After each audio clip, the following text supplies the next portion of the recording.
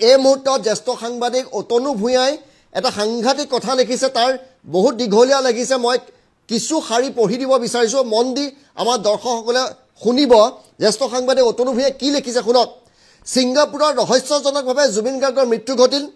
এই মুহূৰ্তত জুবিনৰ মৃত্যুৰ পোষ্টমৰ্টেম ৰিপৰ্টো আহি ওলাইছে, সেয়া ইতিমধ্যে আমি দেখুৱাইছোঁ।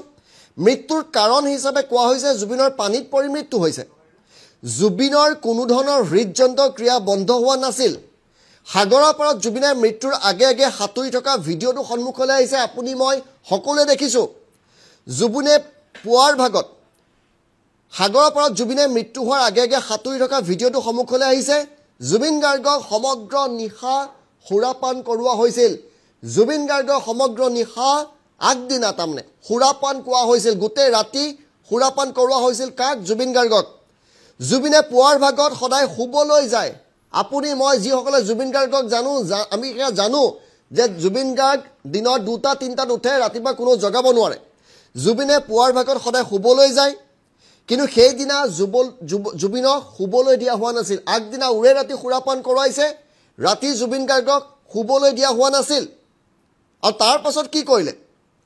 জুবিন ভাগৰুৱা হৈ পৰিছিল, জুবিন অসুস্থ আমি জানো, কেইবাবাৰো চিজাৰ এটেক আহিছে। ভাগৰুৱা জুবিনক লাইফ জেকেট পিন্ধি পানীত জঁপিয়াবলৈ এৰি দিয়া হ'ল।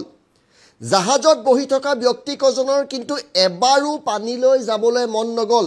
এই পইণ্টটো আমি কোনো মন কৰা নাছিলোঁ। জাহাজত যিসকল লোক আছে তেওঁলোকৰ এজনো কিন্তু পানীলৈ যাবলৈ মন কৰা নাছিলে। দেখা গ'ল লাইফ জেকেটটো জুবিনে খুলি যায়।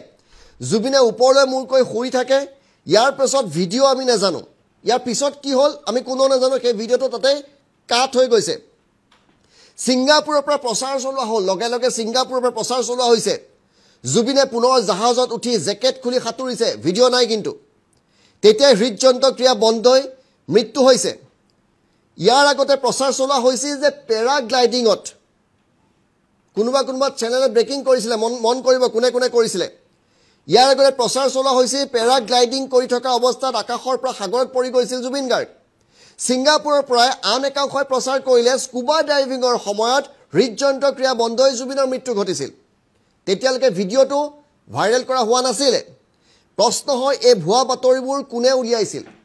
এটা বা দুটা চেনেলে কৰি দিয়াৰ পিছত সমগ্ৰ চেনেলে সেইটো সঁচা বুলি ৰাষ্ট্ৰীয় সংবাদ মাধ্যমৰ প্ৰকাশ কৰিলে, ANI প্ৰকাশ কৰিলে। ANIৰ দৰে সংবাদ গোষ্ঠীয়ে যেতিয়া প্ৰকাশ কৰিলে, আমাৰ দৰে সাংবাদিকক সেই বাতৰিটো আমি পুট কৰিলোঁ, আমি ল'লোঁ ANIৰ পৰা সেই বাতৰি, য'ত কোৱা হৈছিল এবাৰ স্কুবা ডাইভিঙৰ মৃত্যু হৈছে, এবাৰ পেৰাগ্লাইডিঙৰ মৃত্যু হৈছে।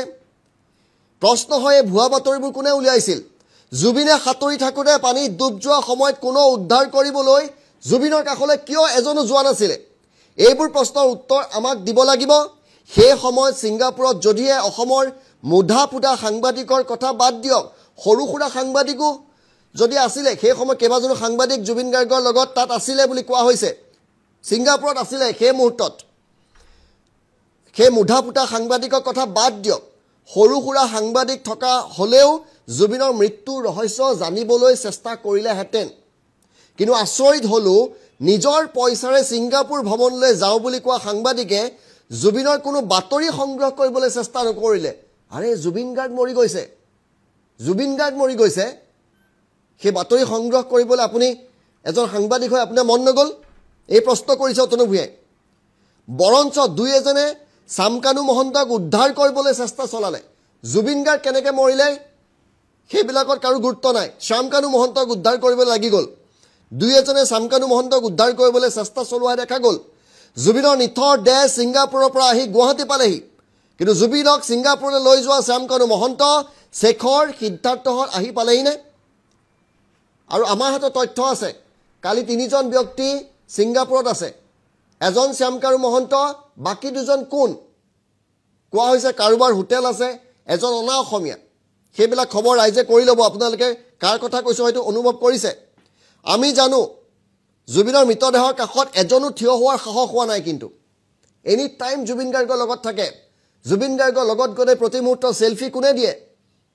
কিন্তু জুবিন গাৰ্গৰ এই সময়ত কিয় তেওঁৰ কাষত আহি সেইকেইজন ব্যক্তি থিয় হোৱা নাই? প্ৰতি মুহূৰ্তত জুবিনৰ লগত চেলফি, জুবিনৰ লগত অমুক কৰিলোঁ, জুবিনৰ লগত তমুক কৰিলোঁ, জুবিনক লৈ মাৰ্কেটিং কৰে, জুবিনক লৈ কথা ক'লে বহুত ওলাব, নকওঁ। আমি জানো সাহস নাই।